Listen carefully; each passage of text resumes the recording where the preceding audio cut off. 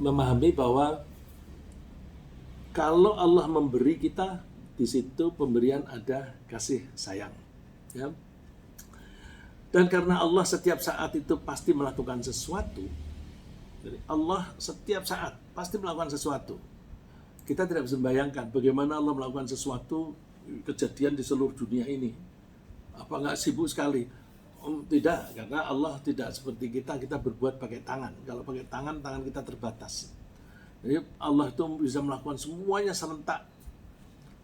Sebagaimana digambarkan oleh Allah di surat Ar-Rahman ayat 29, kulla yaumin huwa fi sya'n. Setiap hari atau setiap waktu dia dalam keadaan bertindak atau selalu sibuk. Saya tidak memilih kata sibuk, saya memilih selalu bertindak. Karena apa? Kalau dibilang sibuk, kita itu biasanya kalau sibuk itu lalu overwhelmed, tidak sanggup melakukan yang lain. Maka Allah melakukan banyak pekerjaan tapi tidak sibuk. Nah, dan Allah melakukan tindakan-tindakannya, apakah menciptakan sesuatu benda atau suatu kejadian, itu tidak lepas dari karakternya Allah. Karakter Maha Pengasih, Maha Penyayang. Nah, salah satu turunan dari kasih sayang itu adalah bahwa Allah itu Maha Memberi. Buktinya yang kita alami adalah Allah selalu memberi kepada setiap makhluk yang Dia ciptakan. Bahkan kalau Allah memberi, itu disiapkan terlebih dulu sebelum makhluknya itu membutuhkan. Gambaran yang bisa kita bayangkan adalah ketika Nabi Adam dan istrinya itu dikeluarkan dari surga, dipindahkan ke bumi, di bumi itu sudah disediakan kebutuhan dia apa saja. Dia butuh makan, butuh minum, semua ada. Butuh tidur, ada tempat yang dipakai. Mau membuat bangunan, ada. Sampai sekarang kita itu untuk membangun, semua sudah tersedia. Tersedianya sejak dulu sebelum Nabi Adam. Misalnya kita butuh membangun rumah. Mau membangun pakai apa? Mau pakai batu, batu sudah ada dari dulu. Mau pakai kayu, Allah membuat beberapa pepohonan itu keras batangnya, sehingga batang itu bisa kita potong dan kita bentuk menjadi dinding dan sebagainya. Daunnya pun ada yang bisa dipakai sebagai atap dan sebagainya. Itu sudah disiapkan oleh Allah. Jadi Allah kalau menciptakan segala sesuatu apapun, Allah itu sudah menyiapkan apa yang dibutuhkan oleh ciptaannya itu, oleh yang diciptakan oleh Allah itu. Ya, contohnya itu tadi, bayi sebelum dia lahir berada di dalam kandungan ibu, makanan sudah disediakan di plasentanya.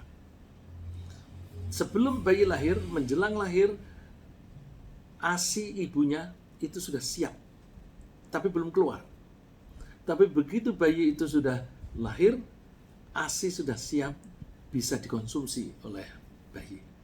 Jadi ASI itu disiapkan sebelum bayi itu keluar dari kandungannya. Itu betapa Allah itu Maha Pengasih, Maha Penyayang. Ya. Jadi itu bukti bahwa Allah itu memberi dalam rangka merawat ciptaannya, dan memberi dalam rangka merawat ciptaannya itu berarti Allah itu Maha Pengasih. Apa saja? Misalnya, Allah menciptakan pepohonan. Ada benih, kemudian tumbuh. Maka Allah sebelum dia tumbuh, dikasih dulu oleh Allah air, kasih hujan. Kemudian kebutuhannya apa? Dia butuh CO2 misalnya, pohon butuh CO2. Oleh Allah diproduksi CO2. Nah, misalnya pernafasan kita itu mengeluarkan CO2 yang dibutuhkan oleh pepohonan. pepohonan membutuhkan sinar matahari, diberi oleh Allah sinar matahari, dan seterusnya. Jadi Allah itu menciptakan apapun di langit dan di bumi itu untuk makhluknya, terutama untuk manusia. Kita baca di surat Al-Baqarah ayat 22. Alladzi ja'ala lakumul arda firasyan was samaa'a binaa'an wa anzala minas samaa'i maa'an fa akhraja bihi minats thamarati rizqan lakum fala taj'alu lillahi andada wa antum ta'lamun. Allah adalah yang menjadikan membuat bumi sebagai hamparan tempat berpijak kita, langit sebagai bangunan, dan Allah menurunkan air dari langit, dari atas. Dengan air itu lalu Allah mengeluarkan buah-buahan, rizqan lakum, sebagai rizki atau sebagai pemberian untuk kalian. Jadi kita diingatkan oleh Allah bahwa kita itu setiap saat membutuhkan pemberian dari Allah. Coba kita tidak makan beberapa hari, kita bisa mati. Lebih lagi kalau kita tidak minum, itu lebih pendek lagi waktunya. Lebih pendek lagi, kita diberi oksigen. Oksigen kita tidak menghirup 10 menit saja, kita bisa mati. Dan kita diberi terus-menerus.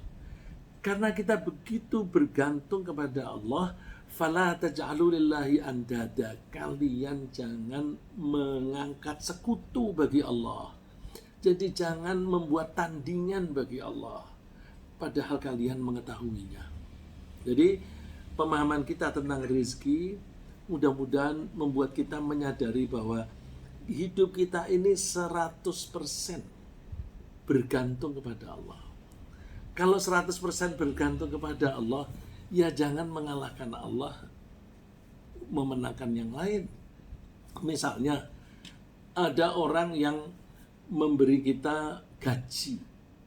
Gaji itu kan hanya sebagian dari kebutuhan hidup kita. Tapi kenapa ketaatan kepada orang yang menggaji bisa lebih besar daripada ketaatan kepada Allah? Kalau mau mengukur begini, selama orang yang menggaji kita itu perintahnya sejalan dengan perintah Allah dan tidak melanggar aturan-aturan Allah, kita boleh taat. Tapi kalau perintahnya itu melanggar ketentuan Allah, kita tidak boleh taat. Jadi misalnya ada orang bekerja di suatu perusahaan, lalu di situ dituntut untuk bekerja terus-menerus, tidak boleh sholat. Itu dia mesti mengutamakan Allah, tinggalkan perusahaan itu, pekerjaan yang lain banyak. Ya. Tapi banyak orang yang habis gimana aku mau makan apa? Ketergantungan kepada perusahaan itu atau kepada orang itu kan kecil dibanding ketergantungan kita kepada Allah. Ya. Maka kita mesti berpikir secara proporsional. Nah, Allah sebagai pemberi itu kita tadi sebut sebagai Ar-Razzaq, dan Allah memberi kita sebelum kita membutuhkannya sudah disiapkan, dan Allah memberinya terus-menerus tanpa mengharapkan imbalan dari kita. Dan Allah itu memberi kepada siapa saja, baik yang taat ataupun yang membangkangnya. Ini berarti Allah itu tangguh dalam memberi rezeki. Tangguh artinya kalau Allah memang memberi itu tidak lalu terus cengeng. Begitu ada orang itu membangkang, aku gak usah kasih lagi. Orang kalau manusia biasa memberi, kemudian orang yang diberi itu membangkang, lalu maunya tidak memberi. Itu cengeng karena perasaan dia itu mudah dipengaruhi oleh perilaku orang lain. Allah itu tidak terpengaruh oleh perilaku orang lain. Ya. Dan kenapa bisa begitu? Ya karena Allah sendiri tidak membutuhkan rezeki. Ya. Allah berfirman di surat Adz-Dzariyat, "Ma uridu minhum mir rizqi wa ma uridu an yut'imun." Aku tidak mengharapkan rezeki atau pemberian dari mereka. Dan aku tidak ingin mereka memberi aku makan. Innallaha huwar-razzaqu dzul quwwatil matin. Sesungguhnya Allah adalah yang maha memberi, yang mempunyai kekuatan dan lagi kokoh. Jadi Allah tidak cengeng, dia bisa memberi kapan saja, berapa saja bisa. Nah, agar rezeki kepada makhluk itu bisa terus menerus mengalir, Allah itu menciptakan sistem. Ya, Allah menciptakan sistem supaya rezeki itu bisa kita terima secara terus menerus. Sistem itu melibatkan matahari. Jadi Allah ciptakan matahari yang panas dari sinarnya itu bisa mengangkat air dari laut ke langit dengan penguapan. Dengan dipanasinya laut, maka ada penguapan. Coba kalau kita membaca artikel mengenai awan, itu beribu-ribu ton berada di awan, tetapi kok bisa tidak jatuh, kok menggelantung di sana. Dan kalau kita pelajari, secara fisika mungkin, secara fisika itu mungkin. Nah, ilmu fisika itu, hukum-hukum fisika itu siapa yang membuat? Kalau bendanya yang membuat Allah, maka hukum-hukum fisika itu juga yang membuat Allah. Jadi bagaimana si awan itu menggelantung? Kenapa dibiarkan menggelantung? Biar nanti didorong dulu oleh angin dari laut. Kalau jatuh lagi di laut, nanti manusia tidak bisa menikmatinya. Digiring dulu oleh angin ke daratan di mana manusia pada tinggal.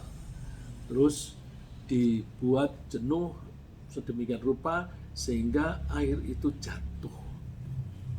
Bagaimana kita membayangkan seberapa banyak, seberapa berat itu kalau awannya itu betul-betul tebal, begitu jatuh ke bumi bareng banjir itu. Jakarta bisa banjir saat itu, Masya Allah, bisa di mana-mana di Jakarta banjir.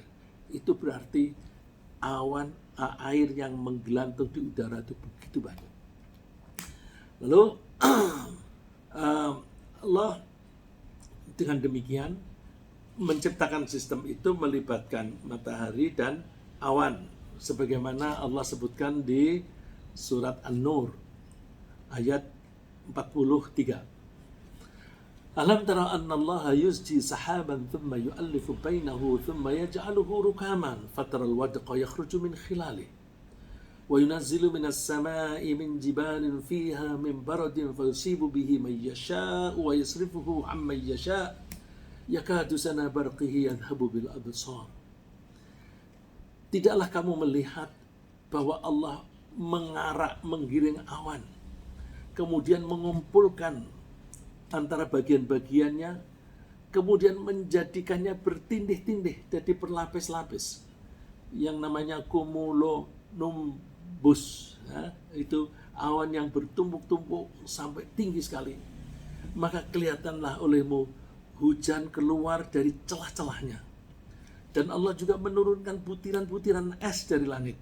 Jadi ada kemungkinan itu menggumpal jadi es baru jatuh, yaitu dari gumpalan-gumpalan awan seperti gunung.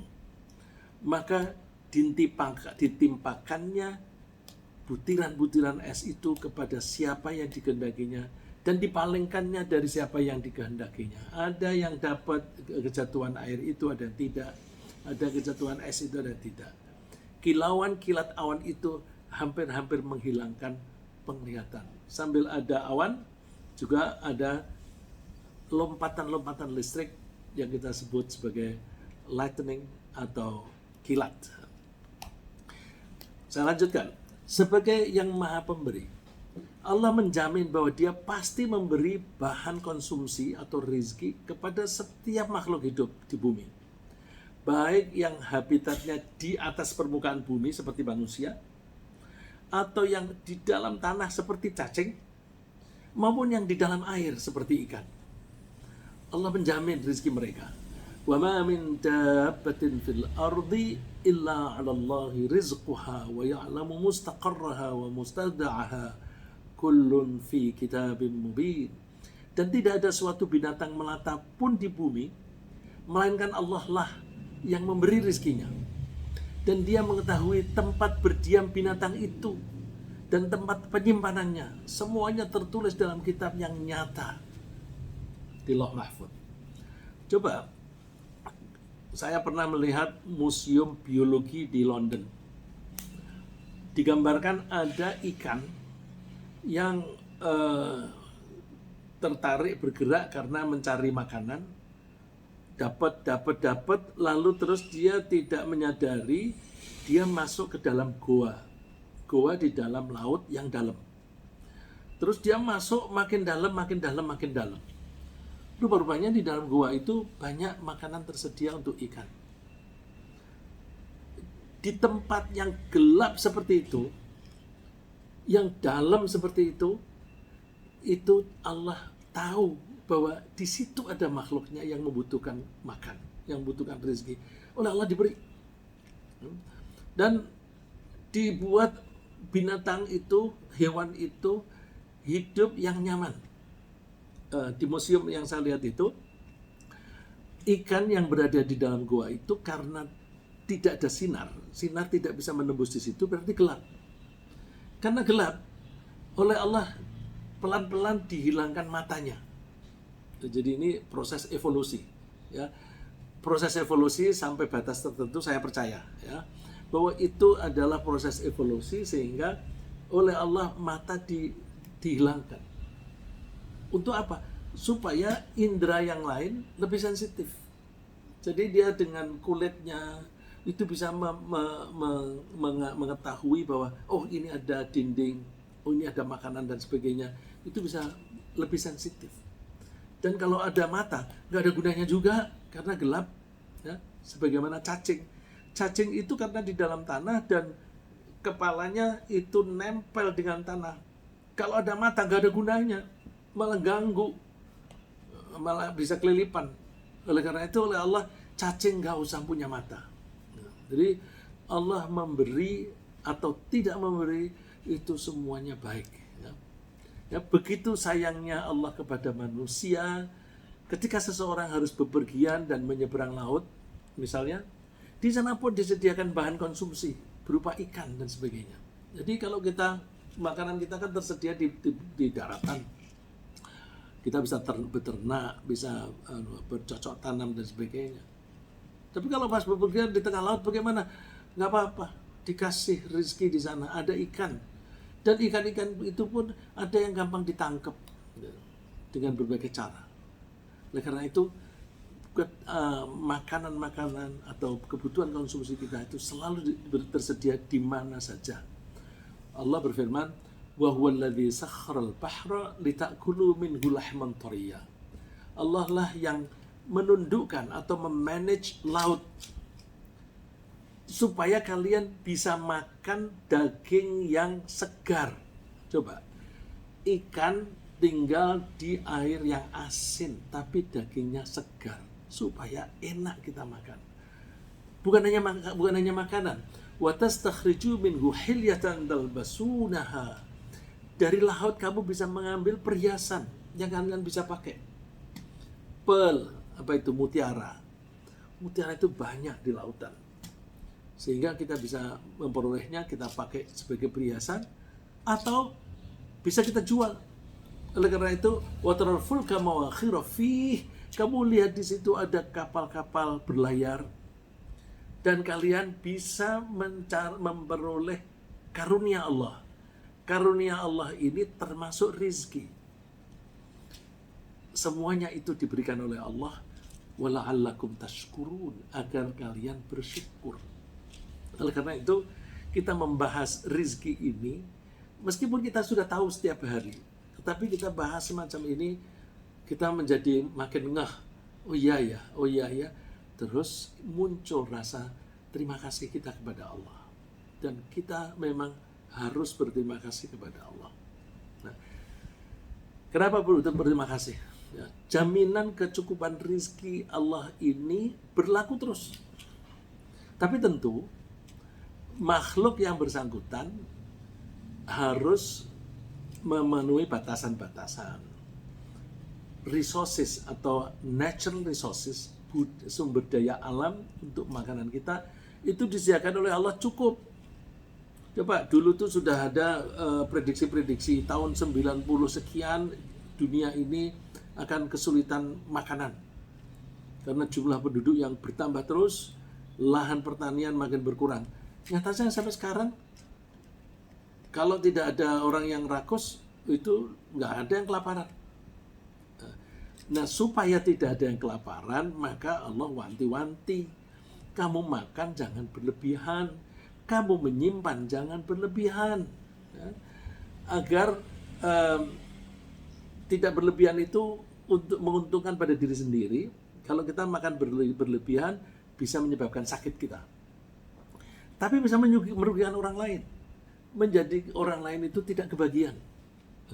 Coba banyak orang itu yang menyimpan hartanya banyak-banyak sampai banyak orang menjadi miskin. Banyak orang yang belanja banyak-banyak disimpan di rumah sampai busuk. Sementara itu orang lain ada yang tidak bisa makan. Maka Allah wanti-wanti, wa kulu washrabu wa la tusrifu. Silahkan makan dan minum, tapi kalian jangan berlebihan. Sesungguhnya Allah tidak suka kepada orang yang suka berlebihan. Innahu la yuhibbul musrifin. Dan jaminan Allah akan kecukupan rezeki ini juga tidak boleh diganggu. Oleh karena itu, kita diwanti-wanti oleh Allah, jangan merebut hak orang lain. Kalau kamu merebut hak orang lain, nanti ada orang yang tidak kebagian. Coba contoh yang gampang itu yang barusan terjadi kan, karena ada orang-orang yang kesulitan mendapatkan dana, karena kegiatan bisnis banyak yang berhenti, lalu pemerintah mengocorkan bantuan sosial untuk orang-orang miskin atau orang-orang yang terpaksa berhenti bekerja. Tapi karena ada orang yang mengambil hak orang lain, maka orang-orang itu menjadi miskin. Jadi kenapa bangsa Indonesia ini miskin? Ya karena rezeki yang dijaminkan oleh Allah itu direbut oleh orang-orang yang rakus. Dan orang rakus itu seringkali orang yang ada di dalam lembaga itu. Betapa banyak orang bekerja untuk perusahaan, tetapi dia mencuri dari perusahaan itu dengan berbagai cara. Misalnya, kalau dia itu sopir, dia markup biaya-biaya bensin, biaya tol, dan sebagainya. Terus kalau dia itu ditugasi untuk belanja, nanti kerjasama dengan tokonya, harganya tarif dinaikkan, dan sebagainya. Akhirnya perusahaannya bangkrut. Banyak juga pegawai-pegawai negara, pemerintahan, justru grogoti duitnya negara. Akhirnya masyarakat atau rakyat itu menjadi tidak terjamin rezekinya. Bukannya tidak dijamin oleh Allah, cuma direbut oleh orang-orang yang rakus. Allah wanti-wanti, ya ayyuhalladzina amanu la ta'kulu amwalakum bainakum bil batil. Wahai orang-orang yang beriman, kalian jangan makan harta orang lain dengan cara yang salah, dengan cara yang batil. Illa antakuna tijaratan antaradhim minkum. Kalian boleh makan harta orang lain tapi dengan cara tukar-menukar yang saling ridho. Kalau kita berbisnis itu kan kita mencari keuntungan. Kita mencari keuntungan itu kan berarti kalau barang yang saya jual itu saya membelinya 100 lalu saya jual 110, berarti saya mengambil 10.000 dari pembeli. Nah, mengambil harta atau bahan dari pembeli itu boleh asal dengan saling ridho, begitu. Kalau seperti itu boleh, tapi jangan merampas. Contohnya merampas itu merampas hak anak yatim. Betapa banyak hak anak yatim itu dirampas oleh orang-orang yang lebih dewasa. Innal ladzina ya'kuluna amwalal yatama zulman innama ya'kuluna fi butunihim nara wa sayaslawna sa'ira. Allah memperingatkan bahwa orang yang makan harta anak yatim secara zalim, mereka hakikatnya makan api di dalam perutnya, dan besok di akhirat mereka akan masuk ke neraka sair. Begitu pula ketika berbisnis, kita juga tidak boleh merampas hak orang lain. Merampas hak orang lain dan salah, misalnya apa? Dengan cara yang curang. Dengan merampas hak orang lain sebagai pembeli, misalnya merampas dari pembeli. Sudah setuju 1 kilo harganya 100.000, tapi timbangannya dikurangi. Itu kan berarti mencuri dari pembeli. Itu dilarang oleh Allah. Allah pesan, wailul lil mutaffifin alladzina idza iktalu 'alan nas yastawfun wa idza kaluhum aw wazanuhum yukhsirun. Celakalah orang-orang yang curang dalam berbisnis.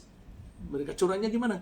Kalau mereka itu membeli, minta dipenuhi timbangannya, bahkan minta ditambahi, malah kadang-kadang mencicipi. Mencicipi itu kan tambahan. Wa idza kaluhum aw wazanuhum yukhsirun. Tapi kalau pada posisi menjual, lalu terus dikurangi timbangannya. Kurangi timbangan ini kan contoh dagang yang sederhana. Tapi banyak orang mengurangi timbangan itu dengan mengurangi spesifikasi proyek.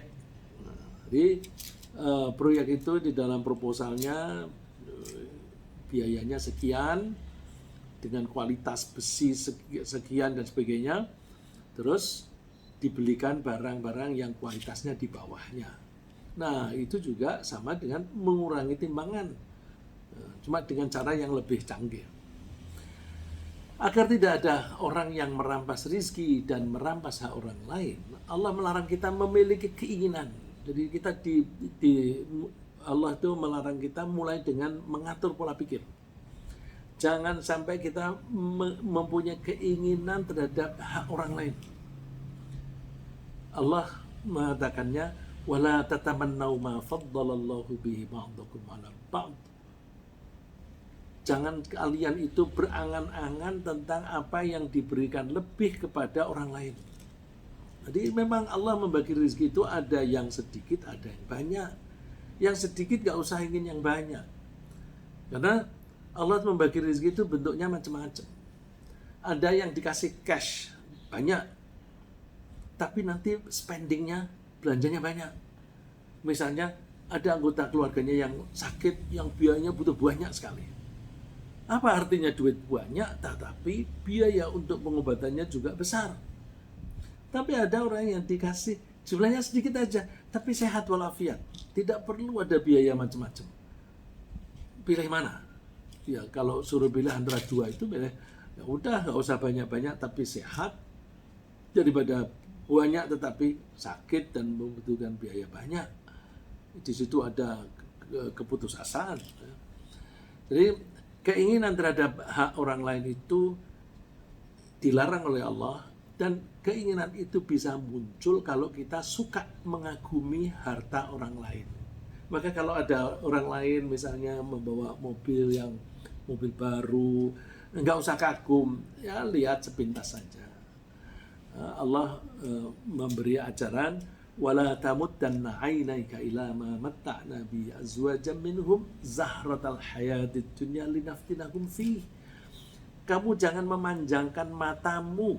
Memanjangkan mata itu apa? Bisa berarti melihat, tapi bisa berarti berlama-lama melihat. Jangan kamu berlama-lama melihat apa yang kami telah berikan kepada kelompok lain dalam kehidupan di dunia ini. Karena apa? Pemberian Allah yang lebih itu digunakan oleh Allah untuk menguji mereka, linaftinahum fih, untuk menguji, diberi dia makin syukur atau tidak. Wa rizqu rabbika khairu wa abqa. Maka kita sudah nerima rezekinya Allah, apa yang telah ditentukan oleh Allah itu lebih baik dan itu lebih kekal. Lebih kekal. Coba bandingkan orang yang korupsi, itu seringkali kan duitnya juga nggak berkah, cepat habis, dan bahkan seringkali mencelakakan dirinya sendiri. Ya. Terus juga agar rizki bisa dinikmati secara luas, Allah melarang seseorang untuk mengumpulkan harta sebanyak-banyaknya. Sudah banyak, ngumpulin banyak. Ini kan seringkali orang kalau sudah bisnisnya sukses, itu kepingin merambah lagi, menjadi mengkonglomerasi bisnisnya. Jadi konglomerat, terus bikin cabang sana, bikin belalai di sana, bikin misalnya sudah downstream lalu dia naik ke upstream atau turun ke downstream dan sebagainya, terus sampai ke distribusinya dan sebagainya. Semua kalau bisa dipegang sendiri semuanya, itu bisa mengganggu rezeki orang lain. Nah, Allah menyatakan begini, "Dzarni wa man khalaqtu wahida." Biarkan aku ngurusi makhluk yang aku bikin sendiri. Artinya manusia yang rakus. Wa ja'altu lahu malam mamduda. Aku telah memberi dia harta yang banyak. Wa banina syuhuda, dan pengikut-pengikut yang selalu berada di sampingnya. Wa mahattu lahu tamhida, dan dia diberi kelonggaran-kelonggaran. Tapi sudah seperti itu, thumma yatma'u an azid. Dia masih kepingin tambah lagi. Kalla innahu kana li ayatina hanida.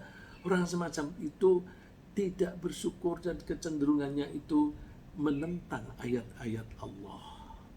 Maka agar rizki itu bisa beredar merata, kita jangan rakus dan kita jangan menyimpan harta. Kalau banyak di antara kita suka menyimpan harta, dibiarkan idle, ditaruh di bank, idle, atau disimpan dalam bentuk emas, terus ditaruh di safe deposit box, idle. Karena ada harta yang idle, maka tidak tercipta employment. Karena tidak tercipta employment, maka banyak orang nganggur. Karena banyak orang nganggur, maka orang itu tidak dapat rezeki. Oleh karena itu, orang yang menyimpan harta banyak-banyak itu dimarahi oleh Allah di dunia maupun di akhirat. Coba kita baca ayatnya, walladzina yaknizuna adh-dhahaba wal-fiddata wa la yunfiqunaha fi sabilillah fabashshirhum bi'adzabin alim. Orang yang suka menyimpan harta emas atau dan perak dan tidak mau menafkahkan atau mensedekahkan di jalan Allah, maka silahkan mereka merasakan siksaan yang pedih besok di akhirat. Yauma yuhma 'alaiha fi nari jahannam fatubwa biha jibahuhum wa junubuhum. Harta mereka itu akan diwujudkan dalam bentuk logam yang panas sekali, panas karena di neraka itu kan banyak api. Panas, terus ditempelkan pada jidat mereka, pada punggung mereka. Lalu malaikat bilang, "Hadza ma kanaztum li anfusikum." Ini yang kamu simpan untuk kepentinganmu sendiri, tidak peduli pada orang lain. Fadzuqu ma kuntum taknizun. Rasakan sendiri apa yang kamu simpan dulu. Nah, oleh karena itu, agar kita wajar dalam mencari penghasilan, kita perlu bekerja secara wajar saja. Membatasi diri agar cara yang halal saja yang kita lakukan, dan nanti kita memperoleh rezeki yang halal sambil bertawakal kepada Allah. Jadi kita wajar-wajarnya itu gimana? Nggak usah cari-cari yang aneh-aneh. Itu kan ada orang bekerja, kok kamu milih kerja di situ, gajinya kan kecil. Ya gajinya kecil tapi sikutannya kan banyak. Sikutan itu yang tidak benar, karena itu tidak halal. Jadi kalau kita mau ridho pembagian Allah, kita hanya mengambil yang halal saja. Kemudian kita tawakal, kita serahkan hasilnya kepada Allah. Kita diberi bagian banyak atau sedikit. Rasulullah bersabda, "Lau annakum tawakkaluna 'ala Allah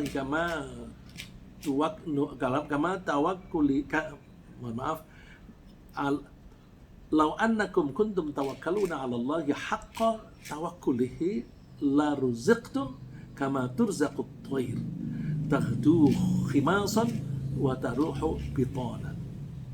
Kalau kamu tawakal seperti tawakalnya burung. Burung itu kan tidak bisa menyimpan makanan. Dia dapat di situ, dimakan di situ. Nggak bisa disimpan. Ada sebagian yang bisa mengambil makanan, dibawa pulang, bukan disimpan, tetapi diberikan kepada anaknya yang masih belum bisa terbang. Nah, itu kalau kamu tawakal seperti burung, maka kamu akan dijamin rezekimu seperti burung itu. Pagi-pagi kamu keluar dari rumah dalam keadaan lapar, burung itu lapar, keluar, dan nanti kembali dalam keadaan kenyang. Nah, burung itu kan tidak berhenti, tidak diam saja di rumah, mesti jalan dong, mesti bekerja, lakukan aktivitas, nanti Allah akan menjamin. Nah, adapun nanti pembagiannya Allah lah yang menentukan, ada yang banyak dan sedikit. Ya. Inna rabbaka yabsutur rizqa liman yasha wa yaqdir innahu kana bi'ibadihi khabiran basiran. Allah itu, Tuhanmu itu melapangkan rezeki kepada orang yang dikehendaki dan membuat pas-pasan kepada hamba yang dikehendaki juga. Kenapa begitu? Allah itu maha mengetahui tentang hambanya sendiri. Jadi Allah membagi, ada yang banyak, ada yang sedikit, itu sesuai dengan kebijaksanaannya, dengan memperhatikan karakternya hamba itu sendiri. Ada orang yang kalau diberi banyak menjadi sesat, maka oleh Allah diberi pas-pasan. Tapi ada orang yang kalau diberi pas-pasan dia malah sesat, diberi oleh Allah banyak. Dan banyak sedikit itu penting supaya ekonomi ini bisa berjalan dengan baik. Kalau tidak ada yang kaya dan miskin, maka bisnis nggak jalan. Ya. Kalau semuanya miskin, bisnis nggak jalan. Semua kaya juga bisnis tidak jalan. Ya. Nah, dan kita kalau merasa kok orang itu banyak, udah nggak usah kepingin. Kalau Allah itu memberi rezeki terlalu banyak, itu juga tidak baik. Allah berfirman, walau basatallahu rizqa li'ibadihi labaghaw fil ardi walakin yunazzilu biqadarin ma yasha innahu bi'ibadihi khabirun basir. Seandainya Allah itu melapangkan rezeki kepada hambanya, mereka akan cenderung untuk melampaui batas. Tapi Allah membagi rezeki dengan kadar yang sudah ditentukan seperti yang dikehendaki oleh Allah. Allah itu maha mengetahui, maha melihat hamba-hambanya. Nah, agar rezeki bisa dinikmati oleh manusia dari berbagai kalangan, maka Allah menganjurkan orang yang memiliki harta berlebih, mereka dianjurkan supaya berbagi atau bersedekah kepada orang-orang yang kurang mampu. Tentu dengan tujuan mencari ridha Allah. Allah berfirman, fa'atidal qurba haqqahu wal miskina ibnas sabil dzalika khairul lil ladzina yuriduna wajhallah wa ulaika humul muflihun.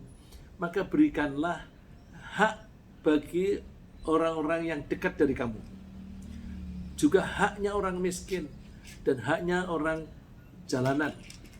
Demikian itu lebih baik bagi orang yang menghendaki ridha Allah, dan mereka adalah orang-orang yang beruntung.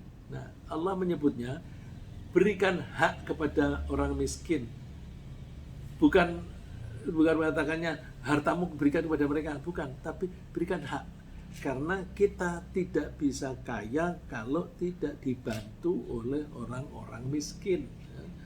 Bukanlah kalau kita itu kepengen penghasilan kita lebih banyak, maka caranya kita harus mengemploy orang lain.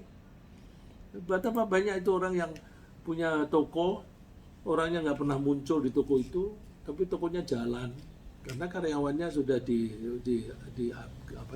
dilatih bekerja dengan sistem, dia mengawasinya gampang dengan sistem itu, udah duit datang sendiri, keuntungan datang sendiri. Lalu karena Allah itu sayang sama kita, Allah memberi kita rezeki dengan cara dan aturan yang sangat indah. Maka selayaknya kita bersyukur kepadanya dengan cara mengabdikan diri kepadanya. Mengabdikan diri dengan cara melaksanakan perintah Allah dan meninggalkan larangannya. Ya, seperti firman Allah, ya ayyuhalladzina amanu kulu min thayyibati ma razaqnakum washkuru lillahi in kuntum iyyahu ta'budun. Wahai orang yang beriman, silakan makan yang baik-baik.